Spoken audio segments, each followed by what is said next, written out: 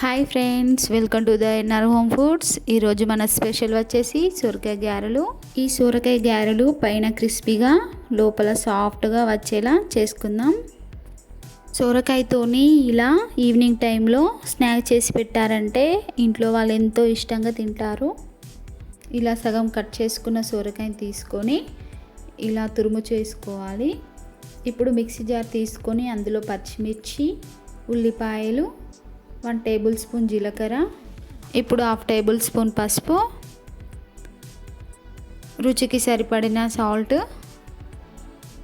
కూడా వేసుకొని ఇప్పుడు కొత్తిమీర కూడా వేసుకోండి. ఇప్పుడు వీటిని మనం మిక్సీ పట్టుకోవాలి. ఇలా మెత్తగా పట్టుకోవాలి. ఇప్పుడు ఒక బౌల్ తీసుకొని అందులోకి సొరకాయ తురుము, 1 గ్లాసు బియ్యం పిండి వేసుకోవాలి. ఇప్పుడు 1 గంట ముందు నానబెట్టుకున్న శనగపప్పు వేసుకోండి. ఇప్పుడు ఇందులోకి కొన్ని నువ్వులు, చిన్న చిన్న కట్ చేసుకున్న ఆనియన్స్ కూడా వేసుకోవాలి. ఇప్పుడు చిన్నగా తురిమి పక్కన పెట్టుకున్న కొత్తిమీర, కరివేపాకు కూడా వేసుకోండి. ఇప్పుడు మనం మిక్సీ పట్టుకున్న పేస్ట్ని కూడా వేసుకోవాలి. పిండిని మొత్తం కలుపుకోవాలి.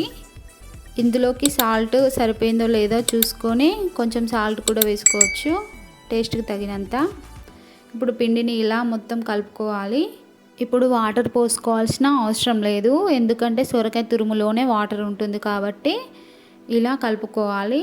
కొంచెం అవసరం ఉంటే కొన్ని వాటర్ యాడ్ చేసుకోవచ్చు. ఇప్పుడు ఇలా పిండి ముద్దను చేతిలోకి తీసుకొని ఒక కవర్ మీద ఆయిల్ అప్లై చేసుకొని ఇలా పల్చగా కాకుండా మందంగా ఒత్తుకోవాలి.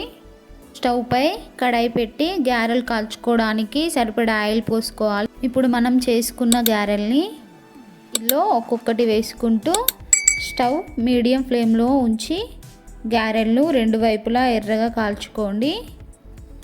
మరీ క్రిస్పీగా కాకుండా కొంచెం మెత్తగా కాల్చుకోవాలి. కాల్చుకున్న గారెల్ని తీసుకొని సర్వ్ చేసుకుంటే అంతే అండి, ఎంతో టేస్టీ సొరకాయ గారెలు రెడీ. ఇలా సొరకాయతోని ఈవినింగ్ టైంలో స్నాక్ చేసి పెట్టారంటే పిల్లలు చాలా ఇష్టంగా తింటారు. చూడండి, సొరకాయ గారెలు పైన క్రిస్పీగా లోపల సాఫ్ట్గా చాలా బాగుంటాయండి. మీరు కూడా ఒకసారి ట్రై చేసి చూడండి. ఎలా వచ్చాయో నాకు కామెంట్ చేయండి. మరిన్ని వీడియోస్ కోసం మన ఛానల్ని లైక్ చేయండి, షేర్ చేయండి, సబ్స్క్రైబ్ చేసుకోండి. పక్కనే ఉన్న బెల్ ఐకాన్ని క్లిక్ చేయండి. Thank you for watching.